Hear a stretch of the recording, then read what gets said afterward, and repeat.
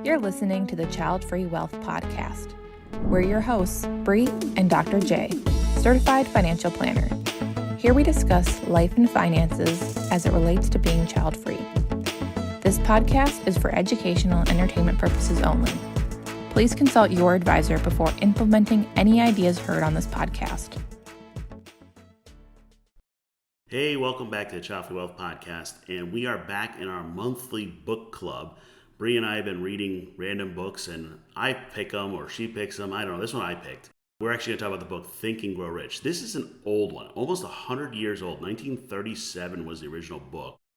And I want to see where Bri's going with this because, seriously, this is a blast from the past. But the interesting thing on Think and Grow Rich, a lot of the work on motivation, on masterminds, other things started here. So it's kind of like, let's go back in history to come to the present.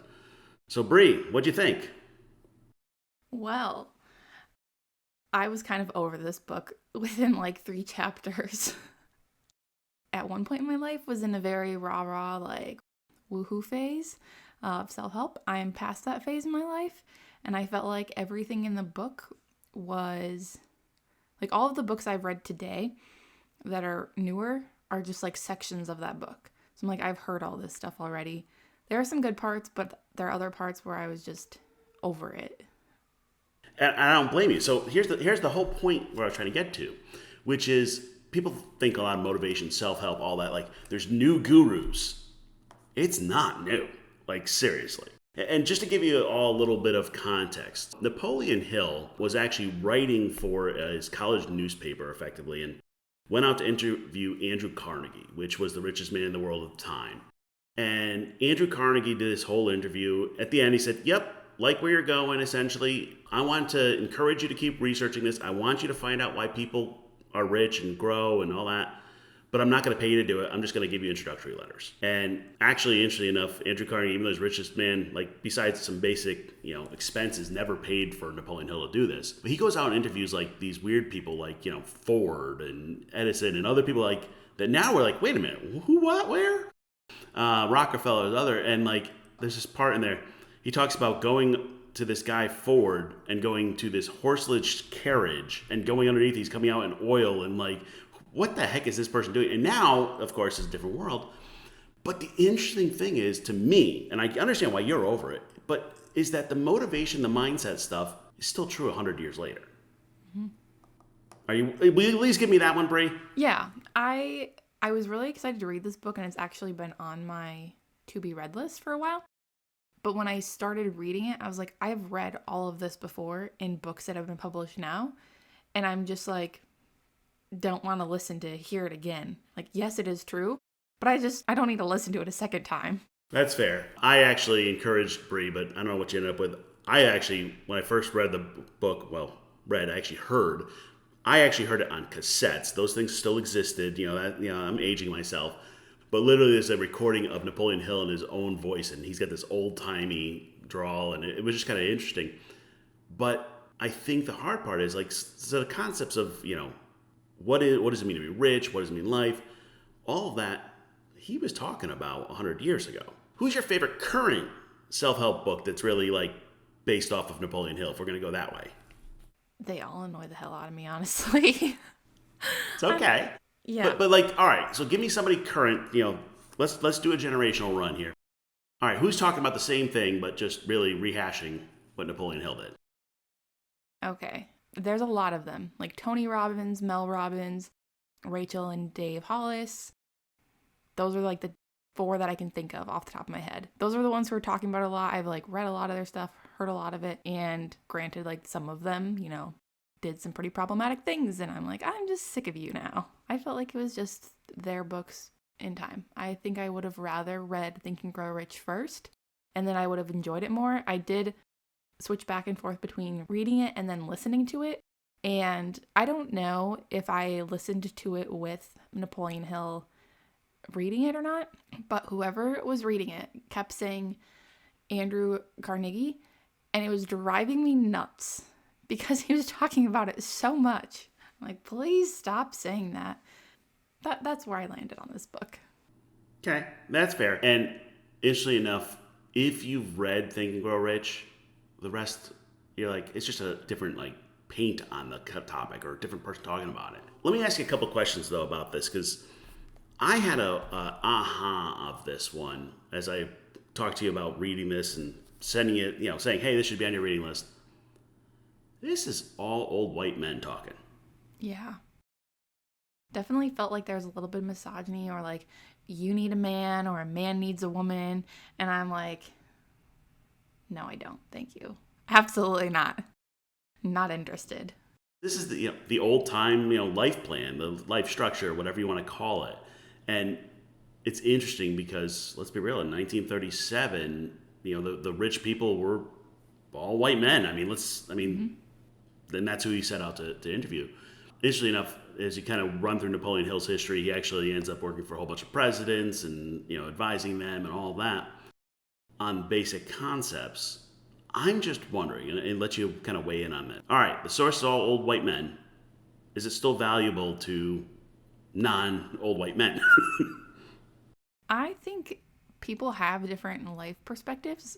Recently, I had this conversation with somebody, and they said some kind of stuff that frankly pissed me off, and it was an old white man. And I turned around and I was like, it was about, life and marriage and all those things. And I turned around and I was like, how many laws this year have been trying to go through and be passed that are against your life and your identity as a person and the person you love? And they're like, well, I don't know. I'm like, 0. I'm like, how many for me? And at the time it was over like 400, I want to say. I don't know what it is today. This was earlier in the year when I looked up the numbers. But so I do think there's just a different perspective, because you don't necessarily think about all those things if you don't have to experience them yourself.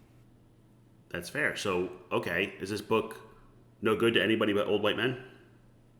No, I wouldn't say that. I think you just have to be very aware as you're reading it of who wrote it and when it was written, and realize that there's some stuff in there and the way it's presented that is not that great after you learn more about the world. Yeah, and it's interesting. So right now we are in August of 2023, and we're in the middle of Barbieheimer, is I think we call it, Barbie movie and Oppenheimer, and I saw both over the past couple weeks. And if you liked Oppenheimer and the history and some of the interesting things in there, you'll probably actually like Think and Grow Rich on the history and the interesting things in there and the perspectives. Now, you look through it today's lens, and it's like, wait, what? I think that's the hard part, is to look at not the surface, but the structure of what they're trying to say and what they're trying to get to. Mm-hmm. Is that fair? Yeah, I think the structure of a lot of things was really good. I do think it definitely discounted the fact that for some people, they have a harder time in life, period. And it definitely discounts that, because it's like, oh, well, if you just desire it hard enough, you'll get what you want. Well, that's not always true. And this is where we get into the difference between, your definite purpose in life, your desires, and the old pull yourself up by the bootstraps routine. There are systematic issues that I like the analogy of people just don't have bootstraps. But then again, I grew up broke and I'm in a completely different path myself. If I had just said, hey, the system's holding us back, then I never would have achieved anything I could have. So I think the hard part is that balance between the two. What do you think? Do you say, hey, well, you don't have bootstraps, or you have to have the desire, or where do you land? I think there is a fine line between the two. I know that I've gotten really lucky in life just based off of my achievements, but I've also worked my ass off to get certain places too. And so there is a fine line, but I am in a minority group, but I don't necessarily appear that way. If somebody questions me, I just don't really say anything and I continue on with my life. And for the longest time, I didn't even talk about the fact that, I am gay and all those things. And I would hide that when I would go out and sell, because it helped me get ahead financially and sell more things in the area I was in. If I would have said something about that, I probably wouldn't have done as well, because I know how those people were talking to me and it wasn't that great. There's a fine line there, and I do think there are more impacts that we just don't necessarily think about, especially if we can kind of hide that. Yeah, and as the representative white male in the group, I can't change that. But you have to acknowledge your privilege. You have to acknowledge where you've come from, good, bad, and ugly, and then go, okay, what do I want to change? And I'm not saying everybody can change or everybody can be, make $1 million or whatever you want to do. But I do believe the harder you work, the luckier you get. There is kind of a part of you kind of have to do the work at times. Yeah. Now, my argument is if you are in what we call the rent and ramen phase, you're barely making ends meet, you're barely paying for your house, barely paying for food, it's hard to even think past that. And I get you. That's one phase. Once you get out of rent and ramen, it's up to you. Now, getting out of rent and ramen can be a hard road. But once you have your basic needs met, Bri keeps track of how many times I tell people to quit their job. I mean, if you don't love your job, you might have to do a different path to get there. I don't know. I'm not a huge fan of the current hustle culture, but that is where Think and Grow Rich started. I mean, let's be real on that. Mm-hmm. Are you with me? Yeah, I'm just actually kind of stunned that you said that. We were having a conversation the other day, and he was like, oh yeah, I just did this. I'm like, you did what? I was like, it was Sunday. I'm like, just take a day to breathe. And so that just surprises me, actually, that you're not a fan of hustle culture. I didn't know that. So, okay, let's kind of break this down. Now, I'm just thinking, I probably listened to Think and Grow Rich when I was in my late 18, 19, 20, something like that. And it probably did impact some of my thoughts. But I really actually say there's two people that have the most impact on my life. One is Zig Ziglar, and he says it is this way: you can have everything life you want if you help enough other people get what they want. The problem with that is when you get really into the helping world, you want to help people all the time. So we'll come back to that. But the second person I give credit to is Scrooge McDuck from DuckTales. And he taught me work smarter, not harder. You see, hustle culture gets way too much into working harder or being busy, not working smarter. Yeah. There's a huge difference. I don't want to rise and grind. I want to rise and work smart at something. My wife knows that I say it this way: if I can't double dip, I want to triple dip. I want everything to have an impact in 4 different areas. I'm writing a book, but that helps with marketing the company, but that helps with the content, and that helps with the press, and that helps with speaking. It's got to all come together. So if I can do one effort that helps me in 5 different ways, that's different than the hustle culture of just, you got to get up, you work 16 hours a day just to work 16 hours a day. Mm-hmm. To me, that's glorification of being busy. I agree 100%. Yeah, 1,000% there. I'm just a little stunned right now, honestly. Why? I don't know. Because, we have a lot of different conversations, and we've got a lot of different things we're balancing. It seems like there are so many things that we're aiming for and trying to do, and I'm kind of okay, that's great, but also I have a life that I need to live outside of it, and it just surprises me. I think I'm, out of the two of us, I'm definitely the more cool, but I also have a life that needs to be lived, and you're let's do all these things, and then you don't really talk about that other side of your life. So that is surprising for me. Well, I mean, my big win for this year was I set my calendar so I have appointments from 9 to 6 every day, and then on Friday 9 to 3:30. And I used to have appointments on Saturday, and I don't anymore. Why? Because I want to have some balance. But here's the thing: it doesn't stop my brain from moving. Mm-hmm. I'll be out on the boat and I'm waxing, but I'm thinking about something, or I'm listening to a podcast, or I'm working through. And part of that is because it goes back to that helping question. The way I see it is 25% of the U.S. is child free. They're getting bad financial advice. I want to fix that. Mm-hmm. When you get one of those causes, it becomes hard to focus on anything else. That's very true. Yeah, I agree with that. There are a lot of times I'm thinking about stuff and I'm no, that's not what we're thinking about right now, Bri. Try and turn it off. It can be hard. All right, let's go back to the book for a second. A couple common things that are in there people take out of it. And what we're really talking about is what Hill would call the definite purpose in life. Why were you made? And he's got a little religious spin on it and a little historical spin, but we'll just go with the concept. And I've had multiple definite purposes in life. I mean, sure, but they all have had the same principle of help others, then you'll get your own. I always worry about helping other people first, then I'll get the payback, whatever else it is. That's kind of anti-hustle culture, also because it's really not about putting the hustle or the earning money first. If I really wanted to earn money in the financial world, the answer would be don't help child-free folks. Go help people that are, tens and hundreds of millions of dollars and charge them 1% on their asset and just take the money and go. So what do you think about the concept of definite purpose in life? I like it. I think it can be hard to figure out what that is, especially when, you are told to follow this standard life plan and you're just going doing one thing after the other that other people have told you to do, but have never really stopped to, one, listen to what you want because, no, well, this is what I did, so this is what you should do too. Or two, even allowed you that space to figure out what you want. It can be hard to figure that out, and sometimes it takes a while. And I feel like I kind of know where I'm at with that, but I still don't feel like I have a perfect answer for that question. Well, and I don't think you have to have one. Mm-mm. And I don't think it's one and done. This is one of the kind of, criticisms, I'll call it, of his approach. Definite purpose in life, tends to be you got to have one. So I'm just going to work on, saving the seals for my entire life or something. I don't know. And I don't know that it really is the way people work. No. To me, that sounds boring, personally. Well, the world changes, too. Yeah. I think I go back to my guiding principles about helping others and working smarter and harder. That stays. That structure stays. Where I'm helping people, I was a medic working in the back of an ambulance. I'm helping people.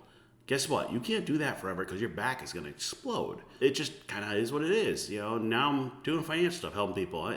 And I think that this definite purpose in life is at the core of what we call the child-free midlife crisis, which is you hit your personal, professional, and financial goals, and then you're like, now what do I do with my life? And it's the proverbial dog that caught the car, now what do you do? And we talk to people all the time about this, and I don't have an answer. What I do is hold up a mirror and I'm like, what'd you always want to be when you grow up? Yeah, what'd you want to do? And, you want to be an astronaut? Let's go be an astronaut. I don't care. I don't care what your purpose is. Let's go ahead and do that. It's what matters to you. And I think that is one of the areas that some of the more modern motivational type speakers have been working on, is try to help people find their definite purpose. But let's be real. That's a concept that was from 1937. Yeah. Has any of that changed in your mind since 1937? Finding purpose, I think generationally it is more of we do have multiple things in life now versus our parents who were, nope, this is the one thing we do and we do it till we die, that's it. So I think that has changed, but it's not the definite purpose, it's just the view that you can have more than one and you're not just confined to one thing forever. Well, I think you can have, so I would argue you can have more than one. The hard part is if you do more than one at once, you'll probably get very little done. Mm-hmm. You have to pick which one you're working on now. Yep.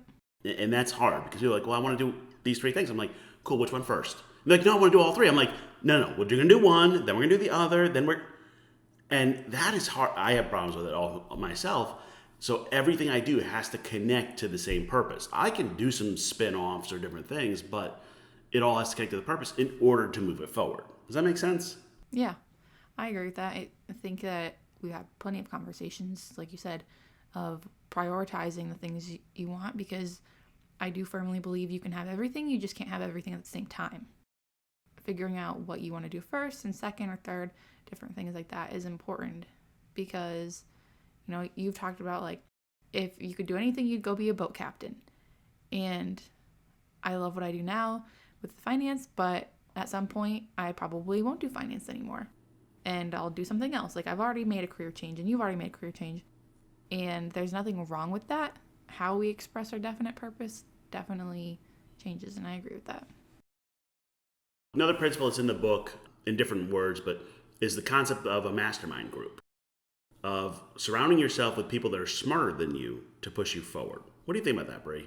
I love masterminds. I've been a part of multiple ones, and it's always been super helpful because the way that you're good at something is not the same way that other people are good at something. And so you can learn from one another, and I've made good friends through that. I can still if I have a question, even when it comes to our content we put out on Instagram or different things like that. If I have a question, I know, oh, hey, I can go ask this group of people and somebody's probably going to have an answer for me on how I can optimize this and do a little bit better, just make my life easier as we work on these things. Absolutely. And I try really hard to surround myself with people who are smarter, hire people who are smarter. That's why I hired Bri. You know, she's smarter than me in the marketing and all the other stuff there. I help her on the finance and some of the financial planning. It works. Mm-hmm. And what happens is if you surround yourself with people who are smarter than you can all grow. If you're in the room and you're the smartest person in the room, you are in the wrong room. Mm-hmm. But here's the thing. That room when you're the smartest person kind of feels cool some days because you're like, I know everything and I can teach everybody everything. They call it the sage on the stage. And I've done those trips and they're fine. But the problem is you're not growing. Yeah. You know, you got to be in groups where like people are challenging you. Mm-hmm. And in some way or another where you're like, hey, I got this crazy idea, you know? So I'm in a bunch of different financial mastermind groups and I've got people that have been doing finance for much longer than I have. And I'm like, how did it work in the past? And I'm like, here, I have this weird idea. Is this going to work or where is it going to go? And the one thing I have to be aware of is often the people that have been doing it forever want to do it the same way they've been always doing it. I'm more on the innovation side, so it's not always perfect. But they can go, oh yeah, by the way, watch out for this. That's huge. Or for another great example, I was in a mastermind group of financial planning firms growing at the same rate. And for about 2 years, I've been working on, all right, I need to find somebody that can be an executor and power of attorney and provide trust-like services for child-free folks. And I threw it out in a mastermind group, and the guy goes, you know, I think I might have a way to do that. And I've been working with him now for months trying to figure out how to do this, just out of a random mastermind group going, you know, we might be able to do this. And it's a funny one because like trust services, banks, all that, like that's old school. Like you want the old gray haired people, that's what they do. And you kind of want that. You want something like that's been there forever and will be there forever. But then how do you make sure it matches the group and child free folks? That's what I'm working on. So the mastermind group, I think, is one of those you can take away and still works today, just like the definite purpose in life. Is that fair? Yeah, absolutely. I think masterminds are becoming even more popular now as you have access to more people across the world. And before it was just like you had to go down to your local chamber of commerce to get your mastermind, and that's great, and I still do some of those things, but you can meet people from all across the country and the world, and that also has a huge value as well. I just love, though, I'm part of a couple different financial groups, like, we have this great new idea to do a mastermind group. I'm like, dude, it's 100 years old, all right? You finally caught up with it. Like, just, you know, all of a sudden it's a special thing. So, all right, Bri, anything else you took out of the book that I know you've heard it in other words and other, you know, new formats? This one was very much like, make sure you pause and reflect, and then pause and reflect. And I think that was emphasized a bit more than in other books I've read. They're kind of just like, oh, you can read this book and then apply it to your life. It's never read this chapter, pause and reflect. Read this chapter, go back to this chapter now and read that again. That's fair. I think the other one for me is he talks about riches and, you know, what does it mean to be rich? And it's not necessarily about money. And I'm with him. You know, when I created Childfree Wealth, I asked people, what does it mean to live a life of childfree wealth? And it means to have the time, money, and freedom to do what you enjoy. That doesn't mean you're rich. Like, doesn't mean like your bank account has a whole lot more zeros. It's just that balance between time, money, and freedom. And that was influenced heavily by, you know, Napoleon Hill. I give him full credit for it. I have no problem going back to the old school stuff and pulling things out. I actually have more issue when like the new people are like, I have this brand new idea. And I'm like, dude, did you not read? Like, this has been around forever. The other thing I think from Think and Grow Rich is very clear. And there's a whole bunch of research on this. This was an actual area I researched for my PhD. Bottom line is, you cannot motivate anyone. They motivate themselves. External motivation does not work. You know, it'll work for just long enough to get them to move, but then it doesn't stay. You know, if you're going to make a change in your life, it has to come from within. And that's hard. I think I personally recommend that Think and Grow Rich as kind of a starter book to motivation and, you know, some of the basic psychology, and I love the history of it. I'm just a history nerd. If you liked Oppenheimer, you'll, you know, in the history and the biopic type version, you'll probably like this. Sounds like, Bri, you're not going to recommend it. I would recommend it for people who haven't really read self-help books before. I would say go ahead and read this. If you've read self-help books before, I would just give the caution you're probably going to hear the same things again. And if you have the same feelings about self-help gurus today as I do, you're probably going to get a little annoyed with it. But otherwise, it was good. Yeah, well, self-help actually does work. It's just, you're right. There's a bit too much of the woo-woo, like weird stuff, and just making it approachable, I think, is the hard part. Yeah. All right. So next up, I'm going to try to keep rotating between books that are like more on the mental side, the psychology side, as you said, self-help, motivation, even though Bri doesn't like those, and hardcore finance books. So next up on Bri's list, if you want to read with us, that works. We are going to go to another old white man, but this one gets credit for the concept of ETFs. This is John Bogle, The Little Book of Common Sense Investing. You with me, Bri? No, we agreed on the psychology of money, and I was so excited. We're going to do psychology next because you said self-help's too much. So we're going to rotate to a hardcore finance.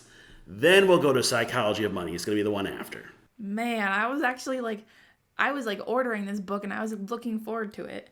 We'll do it. So you can't judge me and say that the self-help and psychology stuff I just gave you was no good and want to go to another psychology book. Okay, but it's my marketing background that I'm really interested in this. I want to know what this book says. We will put that next on the list after the John Bogle Little Book of Common Sense Investing. And Bri will convince me to go to other books, I'm sure, over time. But I'm going to try to keep rotating between, hardcore finance and some of the psychology, the mental parts of it, because about 80% of your success with money is the behaviors and the psychology. The hard part is people tune out because of it. They actually want to talk about like ETFs and stocks and investing. So let's at least give it a shot to go to the hardcore finance, and then we'll come back to psychology. Does that work? That's fair. I was just super excited for this next book. But yes, we will do John Bogle's book. Here's the thing. Whichever book you're interested in, it's probably the other one is the one you need. Yeah, that's fair. I mean, that's just the reality check of it. Mm-hmm. But you can join us once a month. We're going to be grabbing a book, reading it through. Now we're giving you an advance so you can read along with us and pick which one of us is right. You be Team J or Team Bri, I guess, is how that works. We don't all agree on the same books, and that's okay. We'll all interpret it differently. That's okay. I get to pick the books just because I want to, because this is my idea. But then we'll let Bri pick books for me, I think is what we'll end up doing after a period of time. I think that sounds like a great idea. And then what we might have to do, Bri, we might have to do an audience choice once a quarter or something. Yeah. Which book do you wish we would review? That would be kind of fun. Yeah. All right. We're going to do that. We got the next two books already done. We got the Little Common Sense Book of Investing. Then we're going to do Psychology Money. We're going to do a book, essentially 3 months. In the comments, in social, whatever that is, I don't know that stuff. Bri does. Somewhere, tell us which book we should read. We will take a look at it, and we'll pick the best one that we think will be fun for the podcast and for us to read. Why don't you give us a title? Tell us why you picked that one. Because, maybe convince us. Just like 1 or 2 lines. Yeah. I think you two should talk about blank. So, we'll see. All right, sounds good to me. That's all for this week's episode of Childfree Wealth Podcast. Be sure to follow Childfree Wealth on social media, email us at podcast@childfreewealth.com, or visit our website, www.childfreewealth.com.